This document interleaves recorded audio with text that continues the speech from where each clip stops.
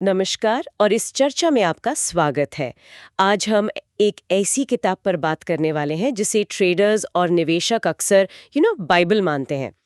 Edwin लेफेवर की 1923 की classic reminiscences of a stock operator. हाँ, बिल्कुल।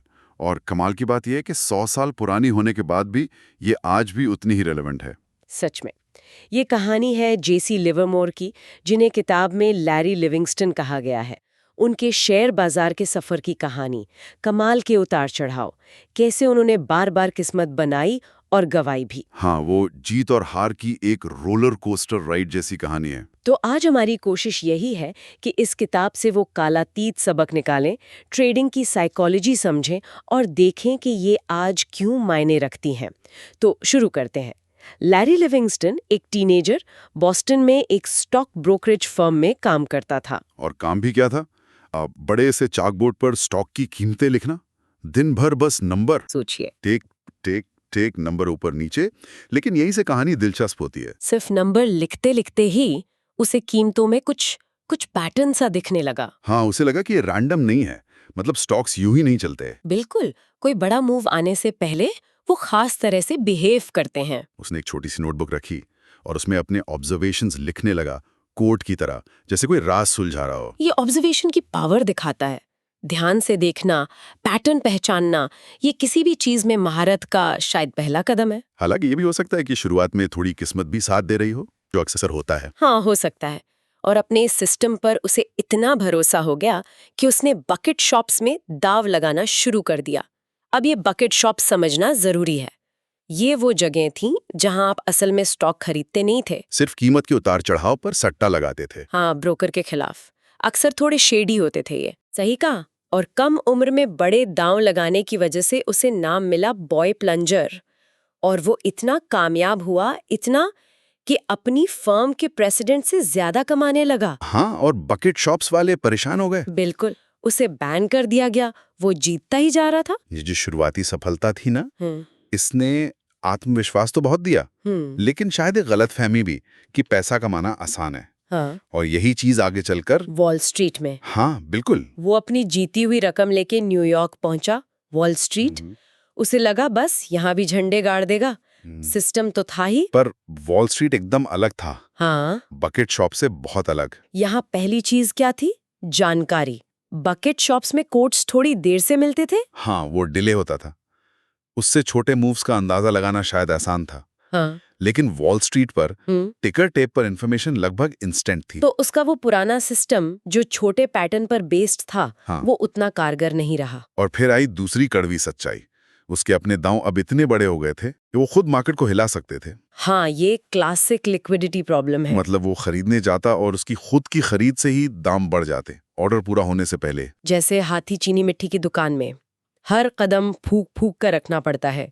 ये सबक उसे बहुत महंगा पड़ा। इतना महंगा कि उसने अपनी सारी कमाई गंवा दी। एक बार नहीं, कई बार, बार बार दिवालिया हुआ। लेकिन, और ये इस किताब का शायद सबसे अहम हिस्सा है, हर बार गिरने के बाद उसने किस्मत को दोष नहीं दिया। उसने विश्लेषण किया कि उसने क्या गलत किया। हर हार एक सबक बनी। बिल्कुल। गलतियों से सीखना, ये कहना आसान है पर करना मुश्किल। और बार बार दिवालिया होना ये भी दिखाता है कि शायद कुछ सबक सीखने में वक्त लगा, या फिर जानने के बावजूद भावनाएं हावी हो जाती थी। हाँ, ये बिल्कुल मुमकिन है। जानना और कर पाना दो अलग बातें हैं। और यहीं से, इन्हीं गलतियों और जीतों से हमें मिलते हैं वो सिद्धांत जो आज भी उतने ही सच हैं। तो बात करते हैं कुछ मुख्य सिद्धांतों की।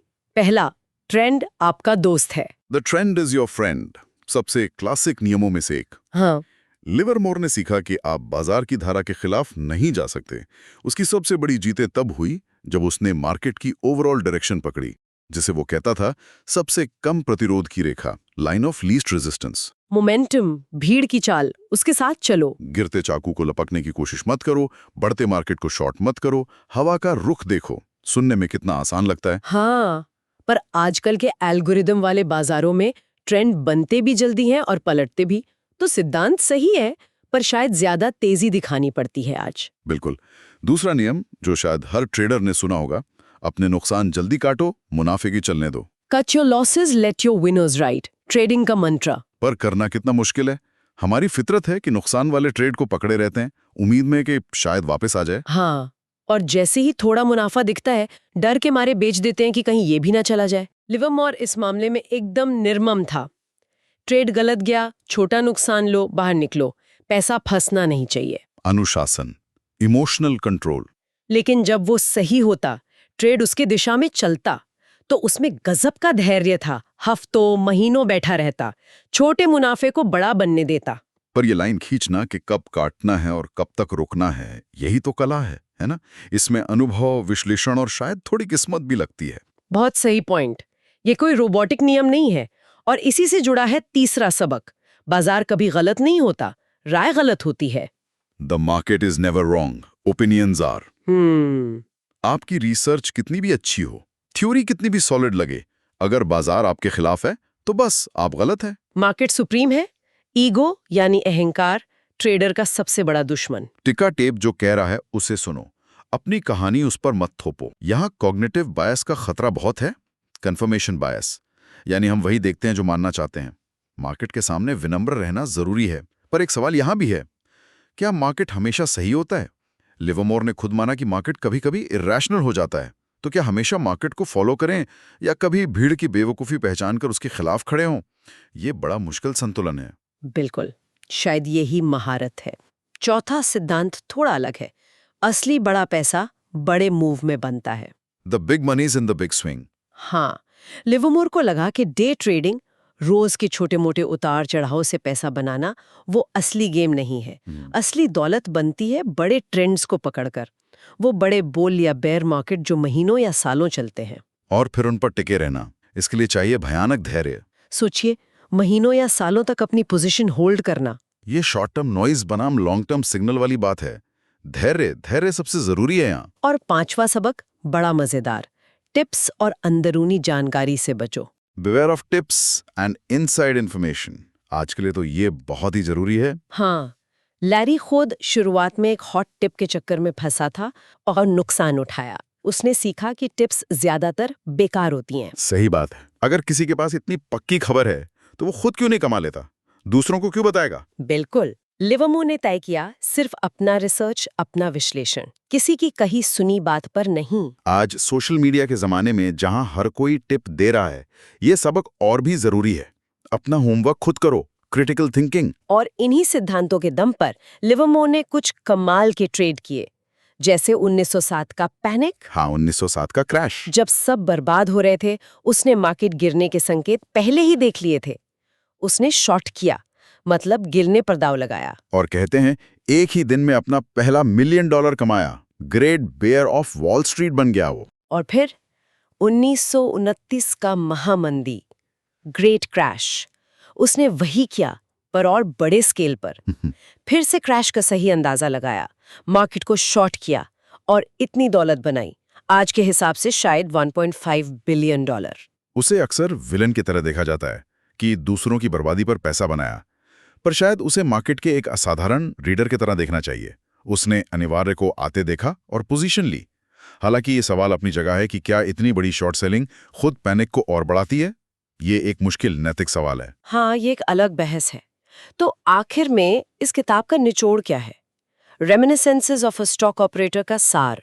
मेरे लिए तो सबसे बड़ा संदेश ये है कि मार्केट सिर्फ नंबर और चार्ट का खेल नहीं है। ये इंसानी भावनाओं का मैदान है। डर, लालच, उम्मीद, अहंकार। सही कहा। सबसे बड़ा दुश्मन बाहर नहीं, अंदर है। बिल्कुल।